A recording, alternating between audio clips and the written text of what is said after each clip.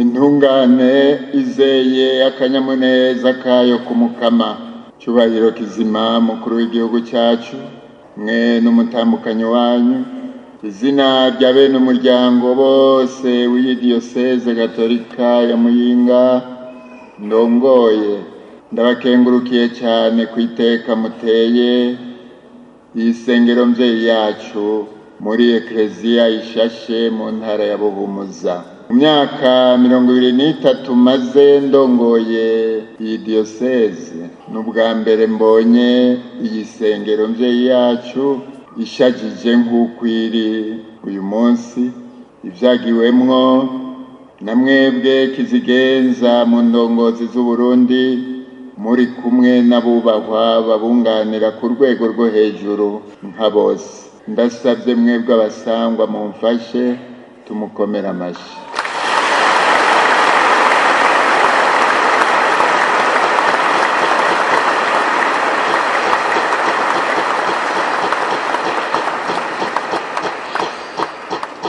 Uyu munsi ni wandikwe ku rutonde rw'ibitazokwigera byibagirwa mu mateka y'idiyoseze.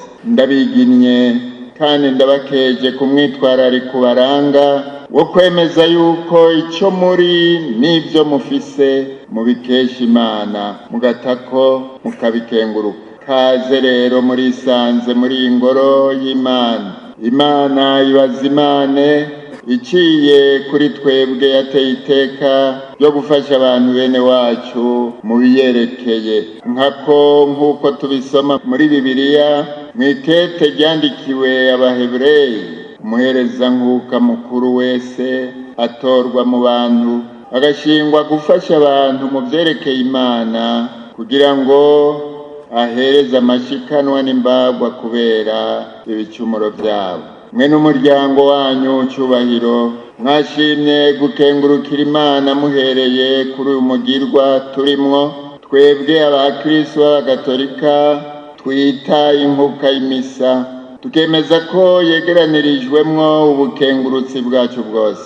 N'umugirwa wo gukenguruka udakurikiza ingendo abantu tumenyereye, twaba twebwe abarundi cyangwa abanyamahanga batandukanye. Mu byo tuzi kandi tumenyereye, nyene gukenguruka yitwaza ishikanwa, aheza akavugira ko ijambo ryiwe ry'ubukengurutsi. Mugabo ngaha ishikanwa turihabwa n'Imana yonyene, kandi ariyo tuje gukengurukira. Iryo shikanwa iduha ngo tuba ari ryo tuyishikanira ni Yezu Kristo, jambo wayo yitanze wese ngo atubere inkuka ishika Imana se wiwe kunyota. Niwe yaranguye kandi abandanya arangura ivy'Imana yari yatanguye kumenyesha abantu iciye kuri wa mutama Aburahamu, igihe yamusaba ngo yihereze umwana wiwe Izahaki, mugabe igahava imwerekeza ku mfizi y'intama ngo abe ariyo ayihereza. Iyo uwo mutama Aburahamu atagamburuka ijambo ry'Imana rimubuza guca izosi umwana wiwe Izahaki nk'uko yari abigabiye, iyo atagamburuka iryo jambo hanyuma araramuye amaso akabona iyo mfizi y'intama, agaca ategera ko ariyo ahawe ngo abe ariyo ahereza Imana. Ndakeka noneho si ugukeka, yari gutaha atagabanye umuhezagiro yahakuye. None rero natwe ko duhejeje gutegabira ijambo ry'Imana, nimuze turyakire kandi tugamburuke, duhereze kw'inkuka icyo ritubwiye, tubone gutaha tugabanye umuhezagiro. Ijambo twumvise si iryo nahisemwo jewe kumvo y'uru rubanza rw'uno munsi abanamba. Iyo mpitamwo nari kwerekeza umutima n'ubwenge ahandi, mfatiye no ku civugo mwatoreye ihimbazwa ry'iyi minsi y'amashemezo y'ugukenguruka. Iryo twumvise naryakiriye nk'uko risanzwe ritegekanijwe muri Ekleziya Gatolika ku isi yose kuri uyu munsi wa 18 Ruheshi 2026. Ko mwashimye rero Cyubahiro gutangurira urubanza rubazanye ku gusengera iwacu muri Eklezia Gatolika. Nimunkundire twakire iri jambo nk'uko turigaburiwe, tuyagiwe k'umuhanuzi Eliya yabaye agahambaye mu rukurikirane rw'ibyaranze ubwami bw'Isirayeli ku ngoma y'umwami Akabu n'iy'umuhungu wiwe Okoziyasi yamusubiriye. Uyu muhanuzi Eliya yaranzwe rwose n'ubwira yari afitiye Imana, arangwa n'ishyaka ry'ukwemera no kuvugira umukama Imana imwe y'ukuri. Yihishuriye abantu mu kubohoza bene Isirayeli bari bagizwe abajana abanyamisiri. Ukwemera no kwizera iyo Mana muri byose na hose nibyo byabaye ubuhizi bwiwe. Nta handi yigeze azera ubugabo n'ubuhirwe ataraho. Nicyo gituma Eklezia nayo mu kutugaburira ijambo rimwerekeye yaciye yongera ko irya Zaburi mwumvise twitabirije tuvuga tuti nimuhimbarwe mu mukama mwaberanda. Kumbura iyo tuvuze aberanda benshi dushoka twiyumvira ko boba ari abantu bantamakemwa batagira akanenge namba. Mugabo nagira ndabahumurize, muri Bibiliya umweranda ari we abandi bita intungane n'uwemera Imana akayikundira ngo ibe ariyimukiza imuhindure amere nk'uko yonyene ishaka. Uyo niwe mweranda, niwe ntungane mu maso y'Imana. N'utagira uwundi ikindi canke ahandi azera ubukiriro n'ubuhirwe atari ku Mana imwe rudende yihishuriye abantu, iciye ubwa mbere kuri Aburahamu, hanyuma kuri Musa n'abahanuzi batandukanye. Muri iki gihe c'imperuka naho ikabyuzuriza mu mwana wayo w'ikinege yigize umuntu akitwa izina Yezu Kristu, Mana irakiza. Nico gituma abakristu ba mbere bose bitana aberanda, si uko batagira akanenge, mugabo nuko bose bari bahuje umutima umwe wo kuzera ubuhirwe n'akanyamuneza ku Mana. Na twebwe twese rero ababatijwe mu kwemera ko uwo Yezu Kristo Umukiza yapfuye akazuka ari muzima kumwe natwe, ubutakituvirira ngo adukure mu buja ubwo ari bwo bwose, atwungire ubumwe nawe, dusangire ubutumwa bwo gukiza abandi bose ubuja, babeho mu mahoro n'akanyamuneza kandi baze batorana ubuzima bw'ubuhirwe budahera. Nico gituma na twebwe tutotinya kwiyita aberanda. Uko niko twebwe abakristu dukwiye gutegera Imana. Ubutegetsi bw'igihugu cyacu bw'iki gihe bwashize imbere, si Imana twambaza gusa igihe dukeneye ikizi iki canke kiriya, mugabo ni Imana ibana natwe itwihebera ngo duhinduke dusangire nayo ukwitwararika no kwitangira ineza ya bose n'ubukiriro bwabo bw'Imana. Ntawe uyisenga by'ukuri adashaka gusa nayo, nk'uwo numvise ngo yahora ajajura abwira abantu ngo Imana ndayikunda mugabo sindayikumbuye.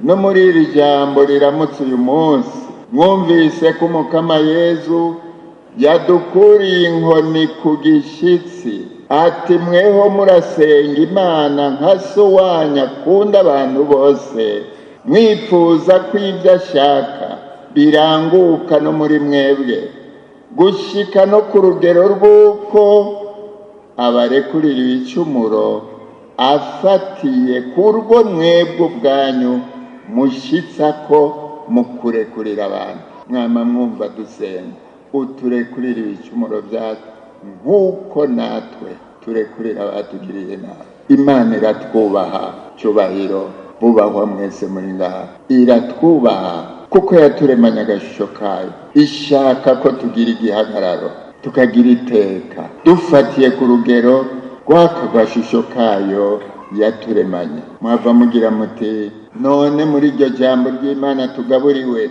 twokuramwo inyigisho nyabaki yodufasha guhimbaza neza iyi minsi y'amashimwe y'umuryango wa Cyubahiro Kizima umukuru w'igihugu cyacu. Iyo nyigisho mu nkundire tuyirondere turasira umuco w'iri jambo ku kivugo mwatoye ngo kiba ari cyo mushingira ko mu nyigisho zose zizotangwa muri iyi minsi. Kivugo kigira kiti indongozi y'ukuri imenya gutora umuti w'ibibazo by'abenegihugu. Icyo nshotse mbona ubwa mbere nuko umuco w'iri jambo ry'Imana udufasha gutegera ko kugira ngo by'ukuri iyo ndongozi yamana umwitwarariko wo gutorera umuti ibibazo by'abishinzwe, kwitegerezwa kuba intungane izera akanyamuneza kayo ku Mana.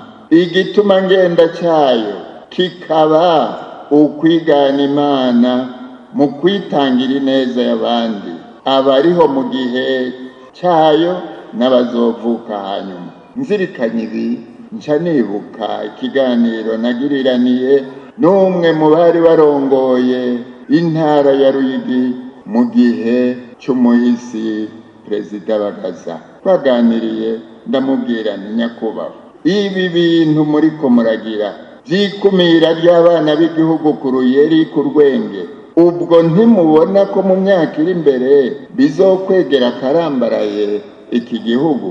Murazi icyo yanyishyuye? Yambwiye ati twebwe tubereyeho gutorera umuti ibibazo by'ubu ubihari, mugabo ntitubereyeho gutorera umuti ibibazo byo mu myaka 10 n'iyindiza. Abazoba bahari bazokwimenya koko tuba ariko tugira ngo abazoba bahari bazokwimenya. Tubarage ingorane mu muco w'iri jambo ry'Imana tugaburiwe. Indongozi y'ukuri itegerezwa kandi kuba indongozi itaganzwa n'umunoho w'amaronko ngo yamirota irundarunda mbaye nka wa wundi. Byongeye itegerezwa kuba indongozi iciye bugufi yisunga ukuri kuko bucya bugacana ayandi.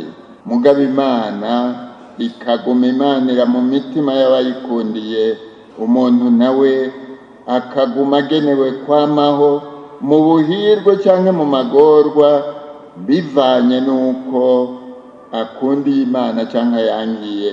Maze ukuzirikana iherezo ryiza ry'ubuzima bwiwe kukamutuma ataba impabe igira iti reka nihwabe sinzi ko ndamuka, cyangwa iti impenirisha iziritse. Leta iguhenda ko yaguhembye nawe ukayihenda ko wayikoreye. Ahubwo akagira ati nzopfa ntahemutse, n'udasize umwana asiga umugani mwiza. Umuhanuzi ahambaye Eliya harageze igihe arakinjura yinjizwa mu ibanga ry'urukundo rw'Imana yarizeye akiri ku isi. Aho yarari hasigara umusubirizi wiwe Elize. Twabyumvise. Ese twogira ishaka ryo kuguma twunze ubumwe n'Imana turonderanya buna ineza y'abandi atagukumira, niho twoba turiko turitegurira ubuzima bw'ubuhirwe budahera kuri iyi si. Rero si ku isi gusa no mu ijuru, uhoraho n'umwe niwe akwiye kuba mizero yacu. Nicyo gituma ngira nti kugira ngo n'uwo mwitwarariko w'ineza ya bose be no gucya bugufi birame, ntibibe ibishobisho by'umunsi umwe cyangwa imparara ijyana n'ukwezi. Indongozi y'ukuri itegerezwa gusenga mu mutima no mu kuri, nk'umwana atangarira se wiwe yipfuza gusa nawe.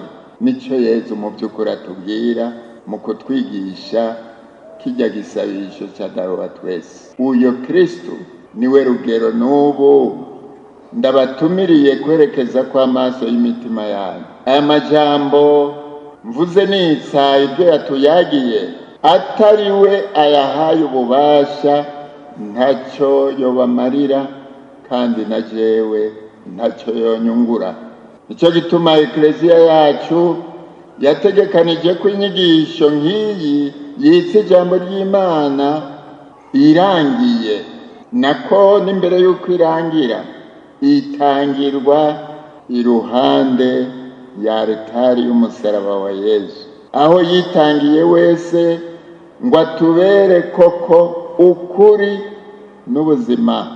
Harageze rero ko tuba ari we twerekeza kw'amaso, hanyuma mbere ababirekuriwe babyiteguriye tuze kumwakira nk'imfungurwa mu bimenyetso biboneka, tubigire nk'abariko barabwira abatubona bose tuti ni ukuri ubuzima bwanjye ni Kristo, muramfata uko, naho bindengeye ndamwizeye azobinzigamira biranguke. Cyubahiro kizima mukuru w'igihugu cyacu, mwe n'umutamakanyi wanyu, be n'umuryango wose musangiye, ubwo nibwo buryo bwo gukenguruka Rukristo, uburyo buhimbara Imana. Nta handi tunywanira rwose n'Imana atari muri uyu mwana wayo aduha ububasha bwo kwigenza nk'abana b'Imana, mu kwama dushashaye gukora ineza, kubaha no kubahiriza ingingo, tukama dushashaye guhanura abanyakagagazo, gutunganiriza imfuvyi, kuburanira abapfakazi, kumwe umuhanuzi Yesaya yabiduhanura mu kigabane cya mbere cy'ibyo yatwandikiye. Yezu niwe kindi, hinge rero tumusabe wenyene ashikane mu ndiba y'imitima yacu iryo yipfuje kutuyagira uno munsi, aheze atugire indemesha z'ubutungane n'iterambere ryuzuye.